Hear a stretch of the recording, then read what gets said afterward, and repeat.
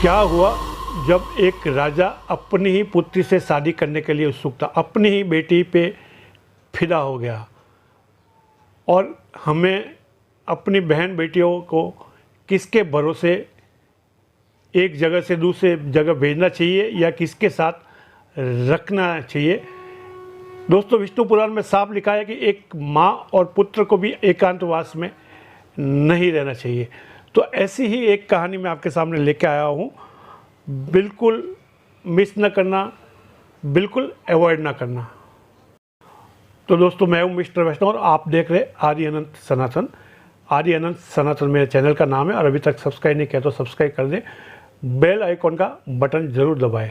तो दोस्तों, देरी नहीं करते हैं और शुरू करते हैं। दोस्तों, एक राजा था जिसका नाम था ऋतुराज भोज। वो एक नगर का, बहुत बड़े नगर का राजा था।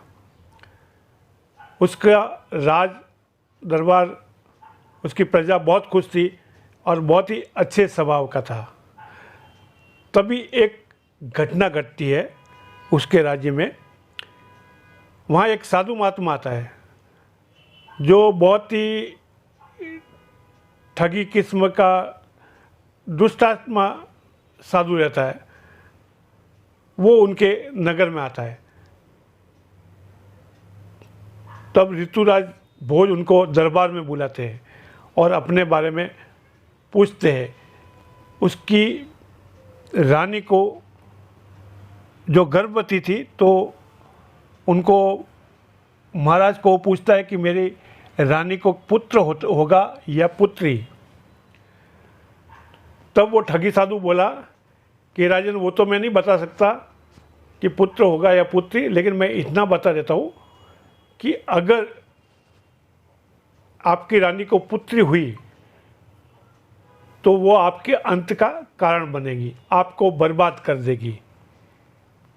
बस वो इतना बोल के साधु चला जाता है। अभी राजा के दिमाग में वहम का कांटा डाल के चला गया। राजा रात भर सो नहीं सका।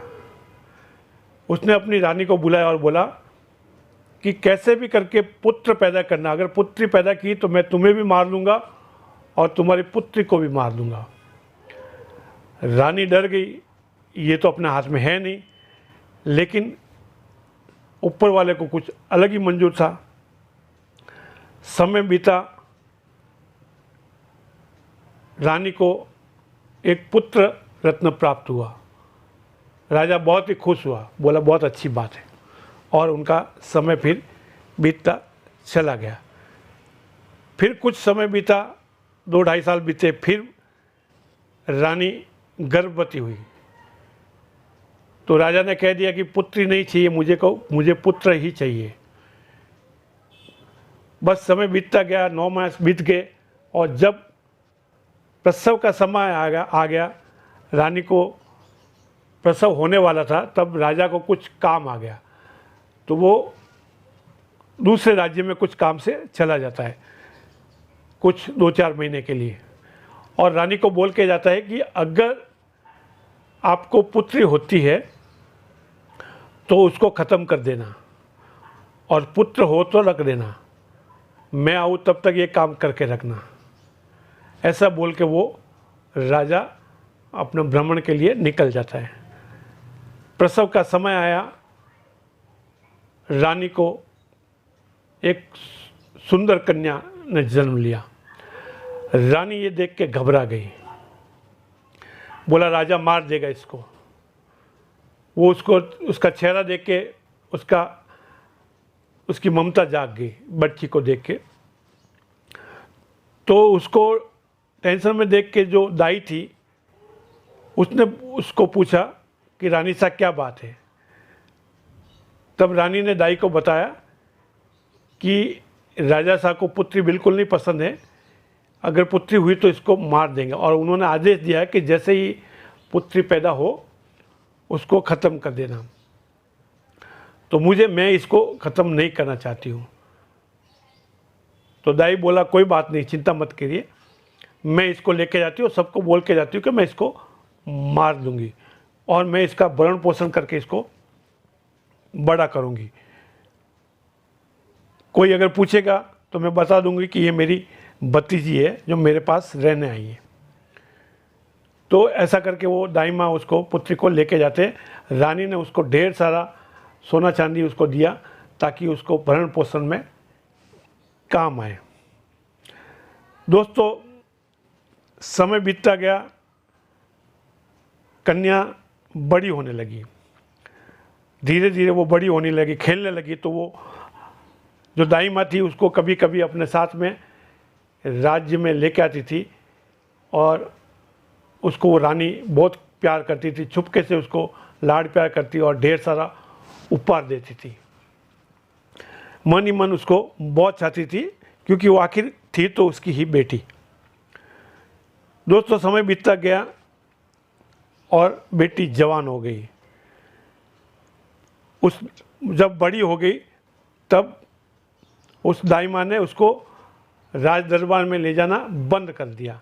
फिर वो अपने घर में ही रखती थी क्योंकि बेटी बड़ी हो गई थी, उसको एक डर सा सताता था।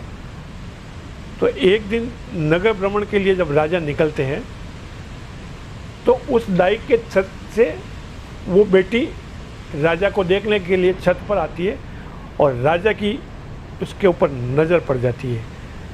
दोस्तों, वो इतनी खूबसूरत होती है कि कोई भी एक बार देखे तो देखता रह जाए।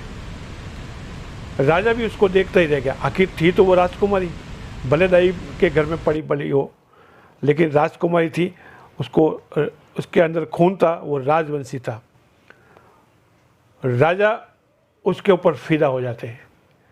वो अपने राज दरबार में आते हैं और उसको बोलते हैं, मंत्रियों को बुला के, कि जाओ उसके दाई के घर जाओ और उसे कहो कि मैं आपकी बेटी से विवाह करना चाहता हूँ।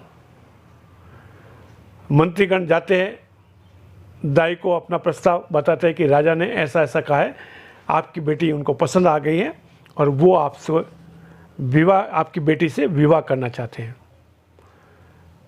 दाई के पाँव से तो मानो ज़मीन ही खिसक गई, क्योंकि वो तो अच्छी तरह जानती थी कि ये बेटी राजा का ही खून है, राजा की अपनी ही बेटी है। तो उन्होंने मंत्रियों से साफ साफ मना कर दिया कि आप कहाँ राज दरबार में, कहाँ गरीब, ये मेल कैसे बैठेगा, इसके लिए मैं शादी नहीं कराना चाहती। मंत्री उसको समझाते हैं कि मान जाओ, नहीं तो राजा है, कुछ भी कर सकते हैं। लेकिन दाई अपने टस से मस नहीं हुई, उसने बोला नहीं, बिल्कुल ये नहीं हो सकता। मंत्री जाके जब राजा को ये बात सुनाते तो राजा ने एक बार फिर दाई के पास प्रस्ताव भेजा और इस बार भी दाई ने वो प्रस्ताव ठुकरा दिया। तो क्या था, राजा को गुस्सा आया, बोला उस दाई को पकड़ के लेकर आओ। उस दाई को पकड़ के लाते हैं और उसकी खूब पिटाई करते हैं। बोल ऐसा क्या है राजा में कमी जो तू नहीं करना चाहती। तब वो मार सहन नहीं कर पाती और अपना मुंह खोल देती है कि राजा साहब, ये आपकी अपनी ही बेटी है, मुझे रानी साहब ने मारने के लिए दिया था, इसमें रानी साहब की कोई गलती नहीं है, लेकिन मुझे इसके ऊपर दया आ गई और मैंने इसको मारना नहीं चाहा, इसके लिए मैं इसका भरण पोषण करके बड़ा कर रही हूँ। तो दोस्तों, फिर राजा आग बबूला हो जाता है, बोला ये तो बहुत ही मेरे साथ अन्याय हो गया, बहुत ही मुझे धोखे वाला काम लगता है। तो दाई माँ का तो उसने भगा दिया उधर से और अपने बेटे को बोला कि इस लड़की को जंगल में लेके जाओ और उसको ख़त्म कर दो, मार के आ जाओ और उसकी निशानी लेकर आना, इसकी आंखें निकाल कर मुझे दिखाना, तब मैं मानूंगा। अभी क्या था, बेटे को पहली बार बहन मिली थी, लेकिन वो भी राजा का आदेश टाल नहीं सकता था। वो अपनी बहन को जंगल में लेके जाता है। रास्ते में भाई बहन की बहुत बातें होती है। भाई बोलता है, बहन चिंता मत कर, मैं तुझे नहीं मारूंगा, आप बिल्कुल चिंता नहीं करो। तो बहन बोली, अगर आप नहीं मारोगे तो आपको पिताश्री मार देंगे। बोला, इसकी तू चिंता नहीं कर। उसको जंगल में जिंदा छोड़ देते हैं उसके भरोसे पे। और जो राजकुमार था उसने एक हिरन को मारा, जो हिरन घूम रहा था उधर, और उसकी आंखें निकालकर वो राज दरबार में लेके गया और राजा को दिखा दिया कि मैंने मेरी बहन को मार दिया है और इसकी आंखें। राजा ये देख के खुश हो जाता है। दोस्तों, समय बीतता गया। अब वो राजकुमारी जंगल में मारी मारी फिरती थी। उसके पास पहनने के लिए एक ही जोड़ा कपड़ा था जो पहना हुआ था, उसके अलावा उसके पास कुछ नहीं था। वो जंगल में कुछ फल फ्रूट खा लेती थी, घास फूस खा लेती थी, और पानी तो जंगल में था ही।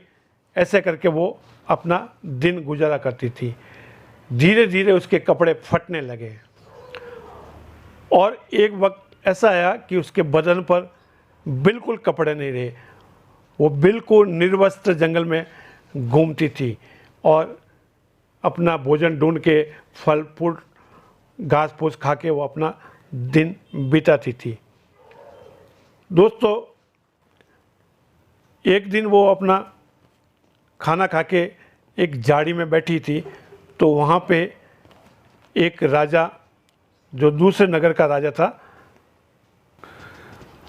उसका नाम था राजा चंद्रभान। तो दोस्तों, चंद्रभान शिकार करने के लिए आता है जंगल में। जब थक हार के एक पेड़ के नीचे वो बैठा होता है तो उसकी नज़र एक झाड़ी में पड़ती है। तो झाड़ी में उसने देखा कि कोई इंसान झाड़ी में छुपा हुआ है। तो अपने धनुष पे बाण चढ़ा के बोलता है कि जो कोई भी हो बाहर आ जाओ, नहीं तो मैं आपको ख़त्म कर दूंगा। तो उस झाड़ी में से आवाज़ आती है, हे राजा, आप मुझे मत मारो, मैं बाहर नहीं आ सकती, मैं बिल्कुल निर्वस्त्र हूँ, मेरे पास पहनने के लिए कपड़े नहीं हैं, आप अपना कोई अंग वस्त्र फेंकिए, मैं उसको पहन के बाहर आ जाऊंगी। तब राजा अपने गले में जो दुपट्टा गमछा रहता है वो उस झाड़ी में फेंकता है और वो राजकुमारी अपने अंग पे लपेट के बाहर आती है।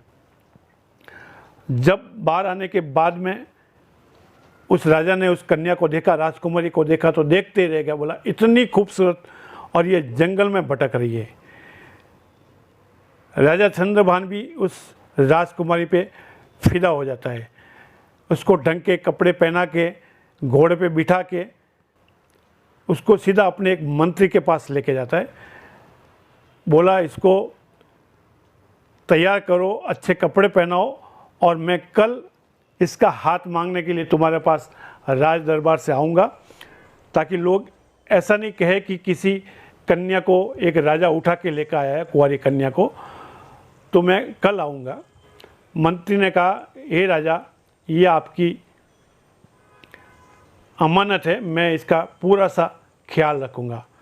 दोस्तों, फिर राजा चंद्रभान दूसरे दिन मंत्री के पास आ जाता है और उसका हाथ मांगता है और उसका खुशी खुशी अपने राज दरबार में ले जाके उसे विवाह रचते हैं। विवाह करने के कुछ समय बाद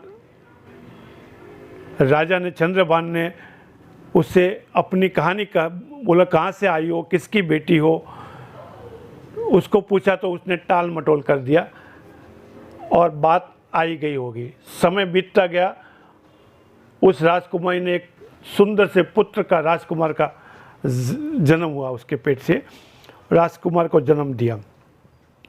फिर राजा ने उसको पूछा कि अपने बारे में कुछ तो बताओ, कहाँ से आई हो, कौन हो, जंगल में क्यों फिर रही थी। तब भी वो राजकुमारी कुछ नहीं बोलती है। साल 2 साल और बीतते हैं और उस राजकुमारी ने, उस रानी ने फिर एक पुत्र को जन्म दिया, एक राजकुमार को जन्म दिया।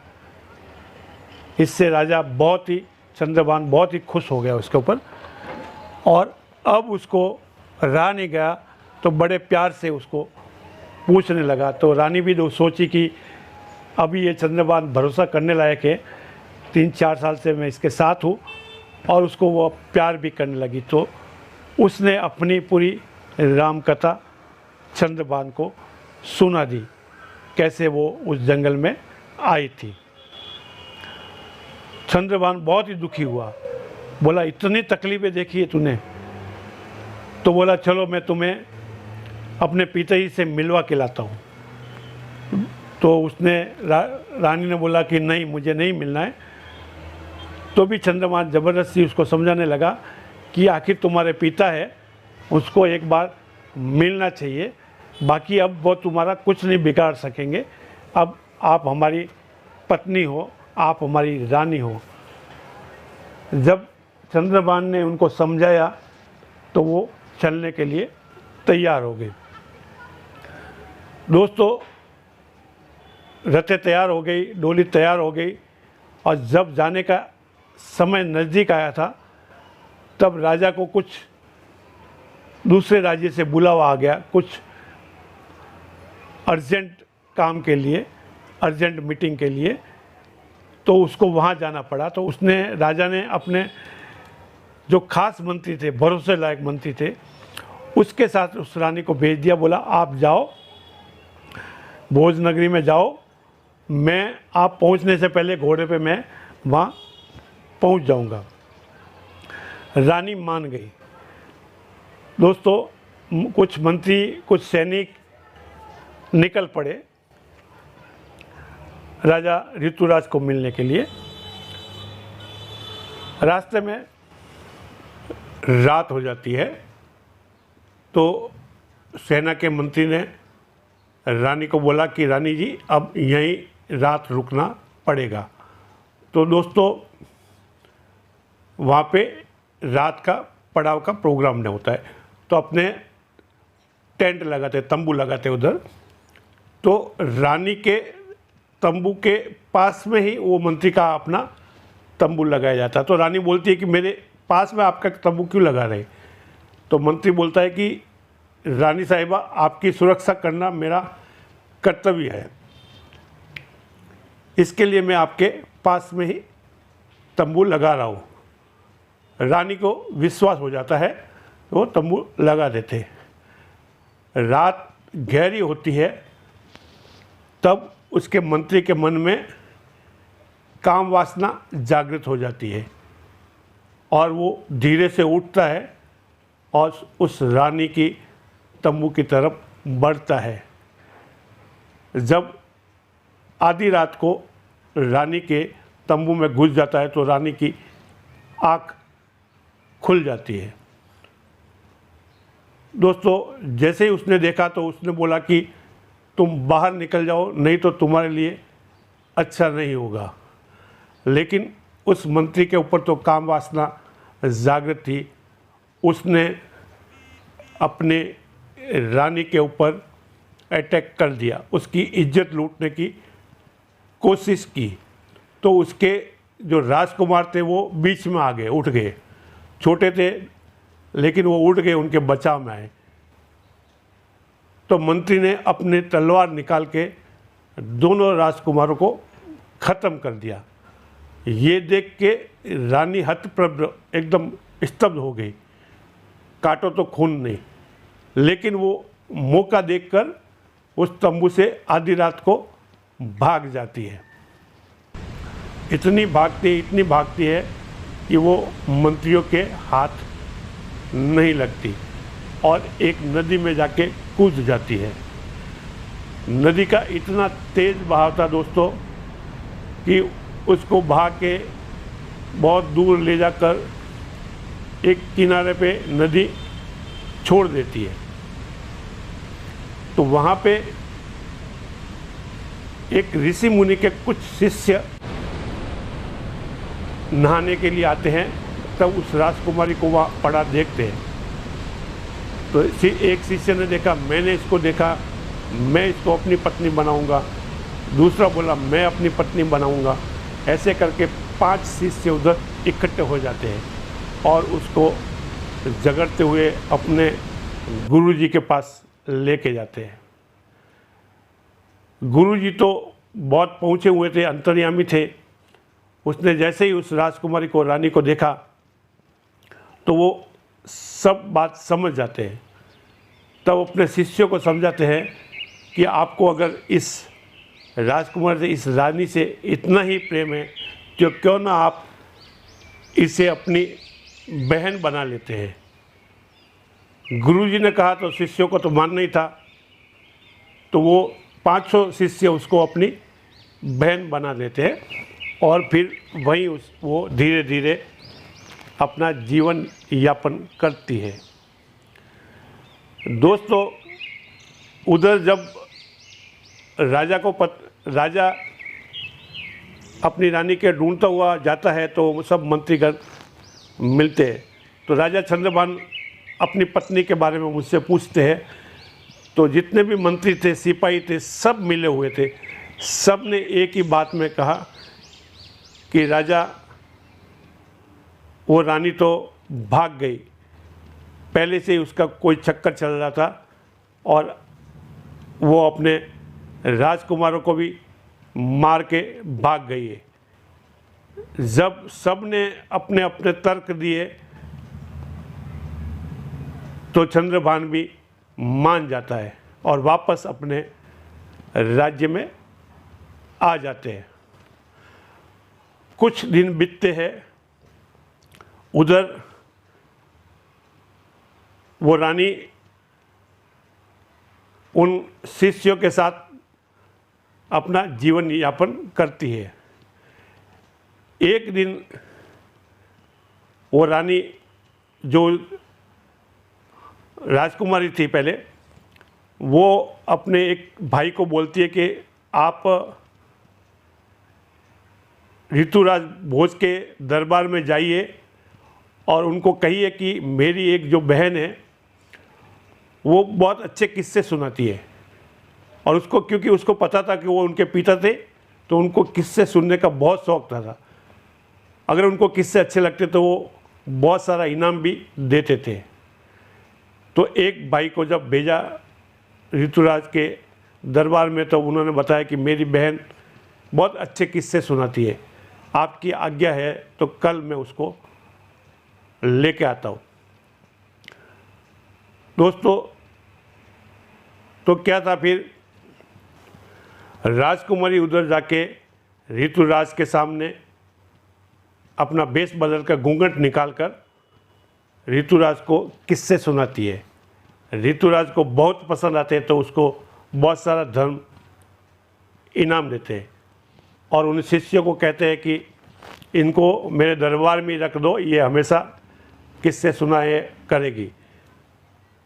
तो वो लोग खुशी खुशी मान जाते हैं। लेकिन जब बहन उनके कानों में जाके कुछ कहती है तो बोलते, नहीं राजन, हम अपनी बहन को साथ में लेके जाएंगे, आपकी जब भी इच्छा हो हमें समाचार भिजवा देना, हम अपनी बहन को लेके हाजिर हो जाएंगे और आप अपने शौक़ पूरा करिएगा, वो अपने किस्से आपको सुनाएगी। राजा खुशी खुशी मान जाता है। धीरे धीरे वो उसको रोज़ बुलाते हैं, 2 दिन छोड़ के बुलाते हैं, 4 दिन, और अपने अपने किस्से सुनाती है। एक दिन राजा से कहती है वो राजकुमारी कि कल मैं जो किस्सा सुनाऊंगी वो किस्सा किसी ने नहीं सुना होगा, तो आप जितने राज दरबारों को, आजू बाजू के जितने भी आपके राज्य हैं, उनको इनवाइट कर सकते हैं। तो सबको इनवाइट किया हुआ, किस्सा सुनाने के लिए सबको इनवाइट किया। तो उसमें राजा चंद्रभान और वो जो मंत्री थे वो भी वहाँ उपस्थित होते हैं। उपस्थित जब होते हैं तब वो रानी कहती है कि मैं अभी किस्सा सुनाने जा रही हूँ, इस किस्से के बीच में कोई उठे ना।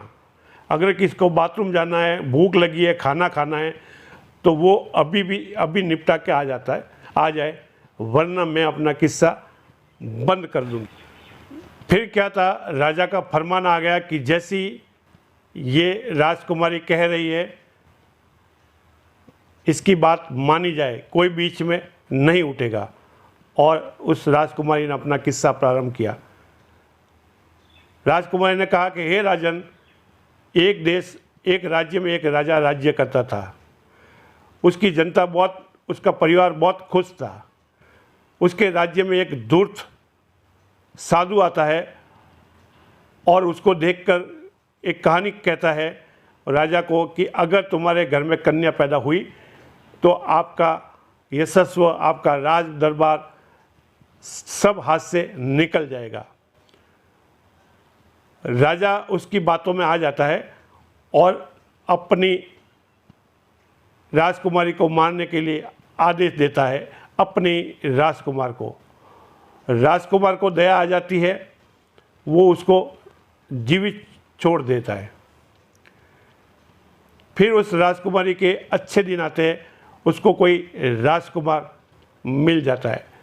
राजा ऋतुराज को थोड़ी थोड़ी बात समझ में आने लगी थी कि कहीं ये किस्सा मेरा ही तो नहीं है।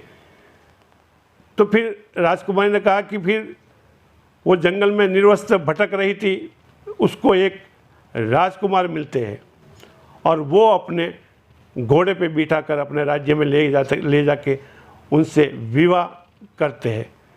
उसकी ज़िंदगी बहुत खुशहाल चलती है। तब एक दिन उस राजा ने कहा कि मैं तुम्हें तुम्हारे पिता से मिलवा के आता हूँ। जब वो राजा पिता के मिलाने के लिए उस राजकुमारी को लेके जाता है तो उसको बीच में कुछ काम आ जाता है, तो अपने महत्वपूर्ण मंत्रियों के साथ में उसकी रानी को उसके राजा को मिलने के लिए भेज देता है। इतनी कहानी शुरू होती थी कि उन मंत्रियों के मन में शंका पैदा होने लगी। वो उठ के बाहर जाने लगे कि कहीं ये हमारा किस्सा ही तो नहीं है। तब चंद्रभान ने बीच में ही डांटा कि कोई यहाँ से खड़ा नहीं होगा जब तक कि ये किस्सा पूरा ना हो। राजकुमारी आगे कहने लगी कि मैं आप सभी को ये हाथ जोड़ के कहती हूँ कि कभी भी अपनी पुत्री को, अपनी बहन को किसी अनजान व्यक्ति के साथ में यात्रा पे कभी ना भेजना चाहिए। और विशेषकर वो जब दोनों जवान हो तो भूल से भी उनको किसी का भरोसा, वो कितना ही क्यों ना अपना हो, उसके साथ में नहीं भेजना चाहिए। यही गलती उस वहाँ के राजा ने की और अपने महत्वपूर्ण मंत्रियों के साथ में अपनी रानी को भेज देते हैं। रास्ते में रात पड़ जाती है, उस मंत्रियों का काम वासना जाग उठती है और वो अपनी उस रानी के ऊपर आधी रात को अपनी हवस मिटाने के लिए उसके ऊपर अटैक करते हैं। हे राजन, उस रानी ने अपनी जान बचाने के लिए अनेकों उपाय किए, यहाँ तक कि उसके दोनों राजकुमारों को भी उसके सामने ख़त्म कर दिया जाता है। उसके बाद भी वो राजकुमारी वहाँ से तंबू से भागकर निकलती है और पानी में कूद जाती है।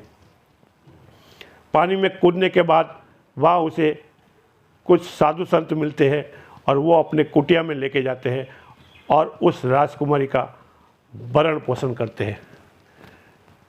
बस इतना ही था कि सारी कहानी ऋतुराज को समझ में आ गई और चंद्रभान को भी समझ में आ गई।